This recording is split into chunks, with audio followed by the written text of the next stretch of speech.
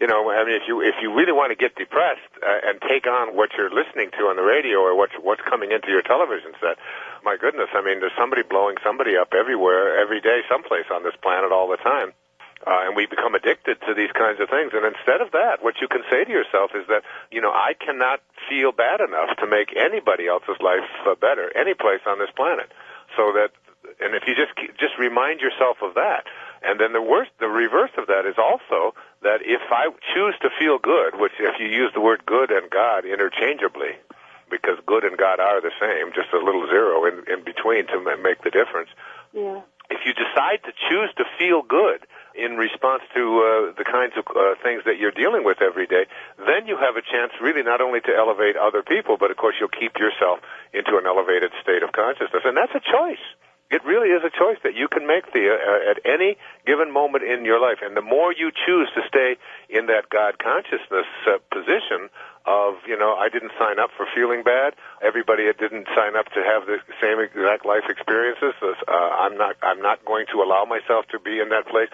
The more you get yourself back into that God consciousness place, the more you'll see that the relationship that you're looking for and the right people and the right events and synchronicity starts taking over, and all of a sudden, Spirit is speaking to you in alignments that weren't available to you because you were not vibrationally connected to being able to receive them.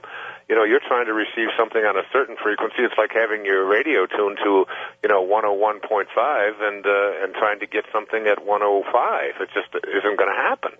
You've got to stay vibrationally connected and in tune with God at all times, with God consciousness. And when we make people dependent upon or reliant upon some kind of a pill that we throw in there that's going to alter and shift our brain chemistry, that's basically what these antidepressants are designed to do. They're designed to stimulate serotonin, which is the feel. But you can stimulate serotonin by just simply creating an act of kindness. I mean, that's one of the things that we know, by either being by offering somebody an act of kindness and observing somebody doing an act of kindness and being the recipient of an act of kindness, you can raise your serotonin level just as much as you do by swallowing one of these pills. They become more and more dependent upon them. And exactly. When I had a doctor, I went through a fairly traumatic experience in my marriage and everything about 5 years ago, and I was just feeling like sort of internally anxious, got right. Lots of kids, wasn't particularly a thrilling, happy time. It was a big surprise and all of this. When I went in just sort of for a physical, and she immediately recommended that I take you'll never believe what she said to me. She said, I think this stuff is so good that I think they should put it in the drinking water. This was from a medical doctor prescribing, and she said, just go on this. And she wrote me out a prescription for it, and I looked at it, and I said, you know what? I'm going to have to deal with whatever issue is going on in my life, and if I turn it over to these little pink pills, then I'm going to be dependent upon those things every time another crisis shows up in my life. And I just tossed them. I decided I wasn't going to do it, and lo and behold, not only did I get past that, but I realized that it was one of the most important things and it was out of that pain and out of that difficult time in my life that I was able to write The Power of Intention and Inspiration, Your Ultimate Calling. Two of the most important things I've ever done in my life, the most compassionate and best writing I've ever done, came out of the pain that I was going through. I believe this pain that we're going through in our lives is necessary. It's not something that we should be masking with pills. Depression is a lot like stress, that same concept. You can't go out and bring home any depression. There's nothing like that exists in the universe.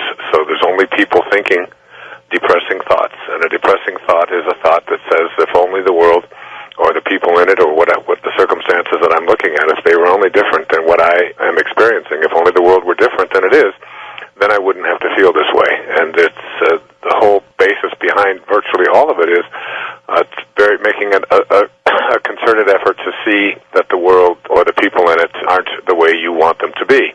And the more you do that, the more, of course, it throws you out of balance. Now, the world is just filled with people who are taking an enormous amount of antidepressants anymore. It's one of the biggest industries in the country, certainly in the pharmaceutical area.